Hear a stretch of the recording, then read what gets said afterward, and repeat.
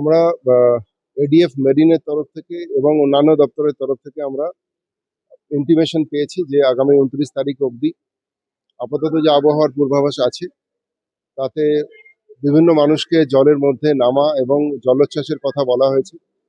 যারা ট্রলার নিয়ে মাঝ সমুদ্রে ছিলেন তাদেরকে সেফ জায়গাতে চলে আসার কথা বলা হয়েছে এবং এখন বর্ষার মৌসুম আছে। আমরা প্রত্যেকটি মানুষকে প্রচার করছি, নলিয়ার সংখ্যা বাড়ানো হয়েছে, মাইকিং চলছে। আমরা ল্যান্ড যে সমস্ত জায়গাগুলো আছে যেগুলো সি বিচ ছাড়াও কাছাকাছি গ্রামগুলোতে আমরা প্রচার চালাচ্ছি যাতে আমাদের যারা নলিয়ারা সাপোর্ট পায়, গ্রামের মানুষরা সজাগ থাকে এবং যারা ট্রলার নিয়ে গেছেন তারা যেন ট্রান্সপন্ডার ইউজ করেন। এই সমস্ত প্রচার আমরা চালাচ্ছি। এর পরবর্তী ফেজে আমরা ধীরে ধীরে ড্রোন ইন্ট্রোডিউস করব এবং এছাড়াও যা যা রিকোয়ারমেন্ট আছে আমাদের কালকে মাননীয় মুখ্যমন্ত্রী ইনস্ট্রাকশন দিয়েছেন যে কিছু কন্ট্রোল রুম বাড়ানোর জন্য।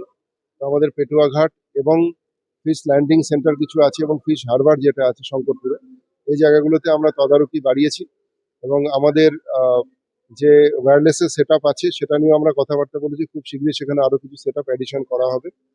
এছাড়াও যা সার্ভেলেন্স আছে পুলিশের অন সি বিচ এবং সি বিচের সংলগ্ন যে এলাকাগুলো আছে সেই সার্ভেলেন্স বাড়ানো হয়েছে।